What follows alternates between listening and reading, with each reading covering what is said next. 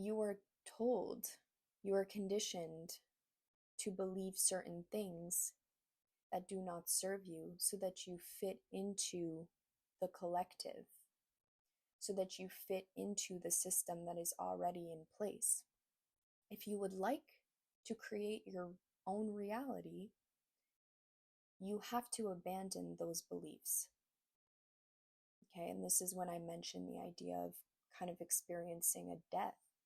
It is a death because you have to become aware of the fact that you are not the body, you are the thing that is animating the body.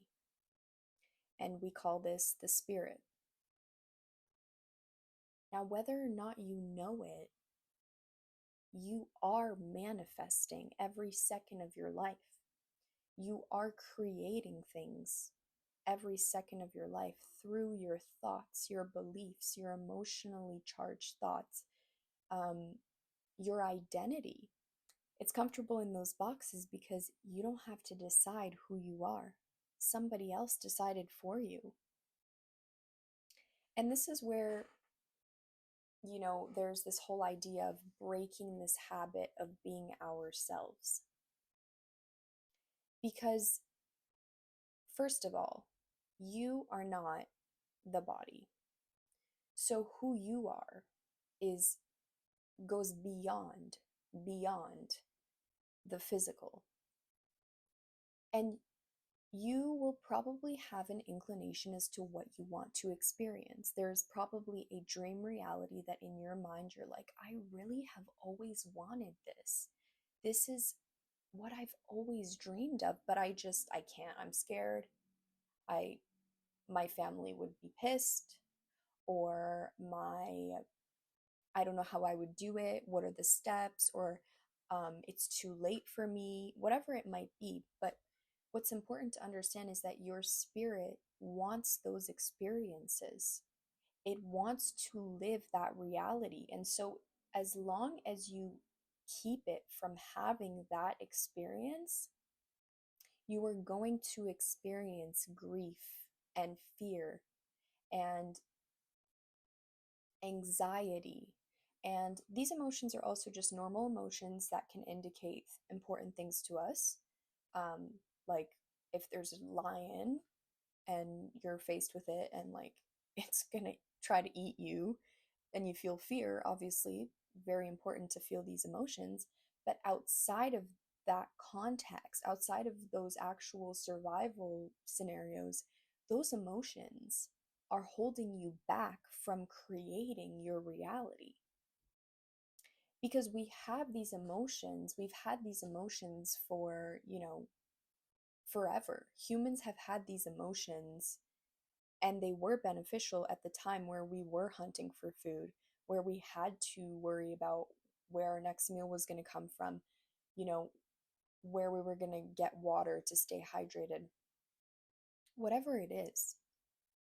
But we don't live in that world anymore. So, this message is really, if you want things to change, you need to change yourself. And the first step to changing yourself is accepting who you are. And I always really promote this idea of self-love. Love who you are. Love the person that you see in the mirror. Do not villainize who you are. Do not villainize the ego. And I think that's a huge, trend that we can see in spirituality sometimes. We villainize the ego, and I don't think it's healthy. We have to integrate it. We have to learn how to work with it. We have to learn how to decipher when it is that we are operating from ego and when it is that we are operating from our true spirit.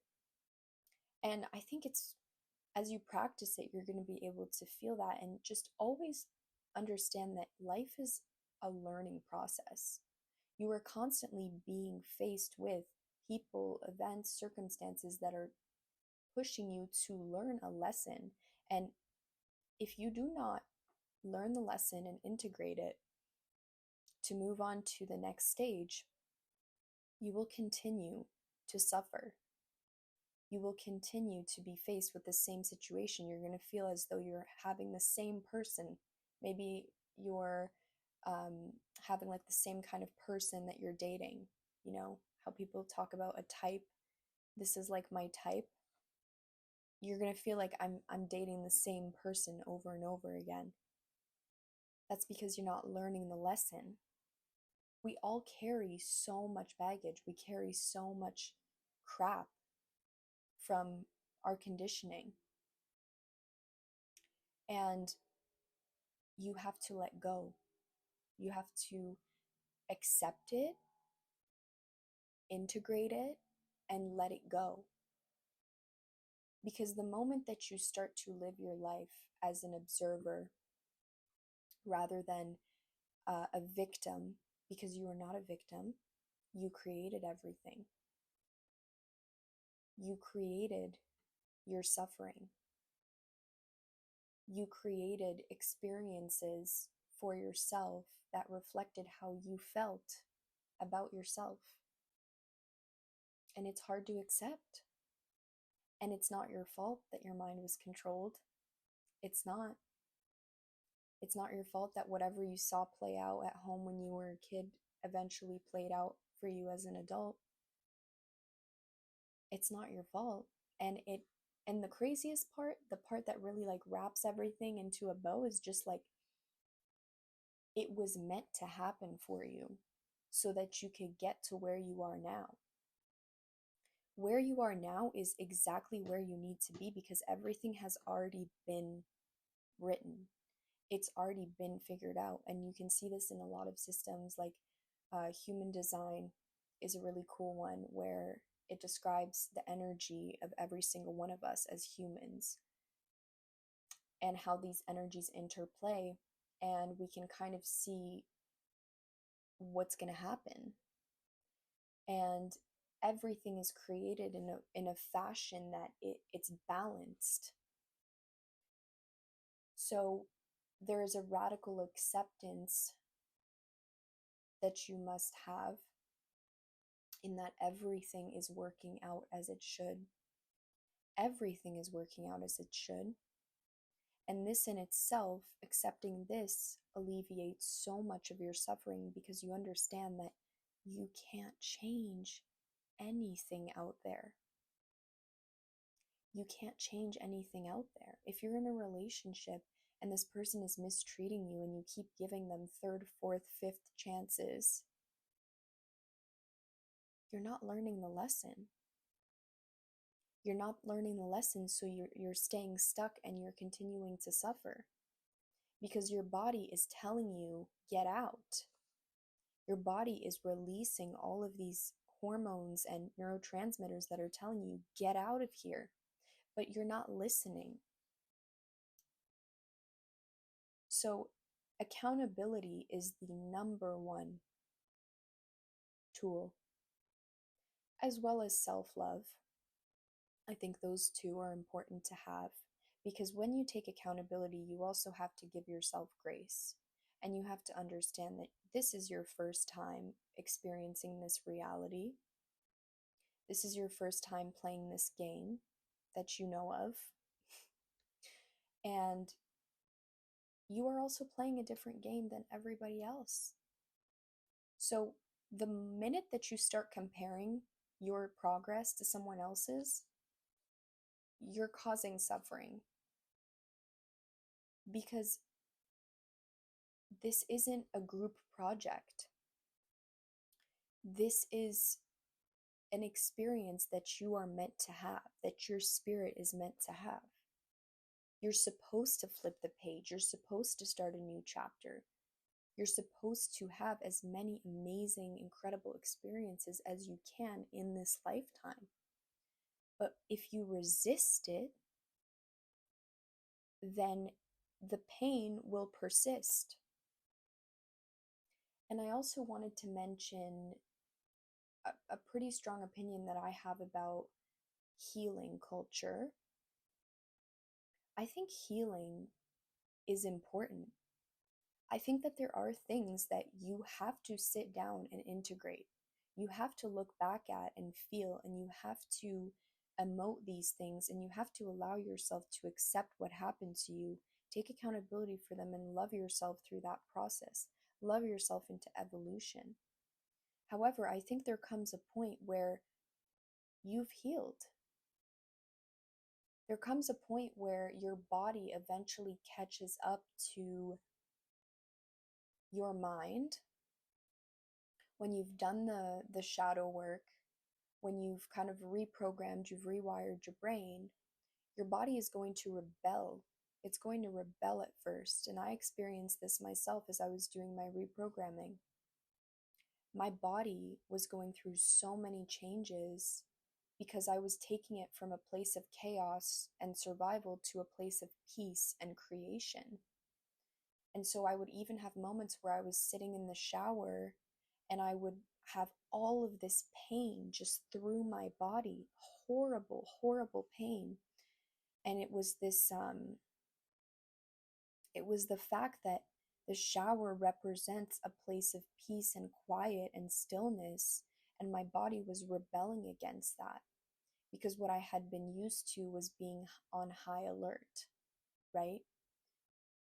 And it was through experience, life experience, learning, being open to what is unfolding for me, and not judging myself, that I was able to heal. And I think that everyone has their own process and their own journey. Everybody has their own journey. And spirituality is not going to be for everybody. Everyone has a spirit. Not everyone, maybe knows it, is aware of it, but it's also not going to be for everybody because you have to release attachment from the physical world. And if your life has been built in the physical realm, it can be, there's a lot of grief, like I mentioned, with letting go of it, with detaching. And so it's not for everybody, and that's okay too. And we need to accept that, and we need to show people compassion and love, because I get it. I have moments where I'm so frustrated with others, and how could you not understand what I'm trying to tell you here? And I'm trying to help free you from all of these, just emotions that are not doing you well and that are hurting you. But the thing is, people have to choose to change. They have to choose to grow and choose to take accountability. And not everyone is prepared to do that. And that in itself has already been determined. So I think our job is to live for ourselves. And the more that I've lived for myself and I've started to build for myself, the more that I've had people come into my life who are so aligned with my vision and my spirit. I haven't had to chase anymore. I haven't had to pretend to be someone that I'm not. And I truly have no sense of doubt in my life. I don't doubt because I know that it's all unfolding for me. Even the bad things. There are things that will happen in your life that you're like, what the hell is this? I cannot believe that I just experienced this. And I have so many of those experiences. But those experiences are happening for you. This is something that I call like spiritual alchemy. And I actually kind of learned about this recently as I realized how I live my life and how I've been living my life since I was a little girl. I've been living my life as an observer for a long time. I just wasn't aware of what, it all was, of the theory of it, of us being consciousness. And I've always lived my life in as if I'm walking through this beautiful world and in awe of everything around me. And I understand that even the things that suck, I'm getting emotional talking about this. I understand that even the things that suck and make me feel like, what the heck is this? Even those things have a purpose, but you don't realize that until you zoom out. You don't realize that until you've learned the lesson and you've integrated it and you've accepted. But it becomes easier to live. Life doesn't have to be hard. I think that we make it hard. We make it hard, but to get to this point, we have to be accountable for what we did. We have to be accountable for what we did to other people, for what we did to ourselves, for what we created in our lives. Understand that things that happen to you, they didn't just happen. You're not just an unlucky person. They happen because you caused it to happen. Everything, every cause has an effect. Every effect has a cause.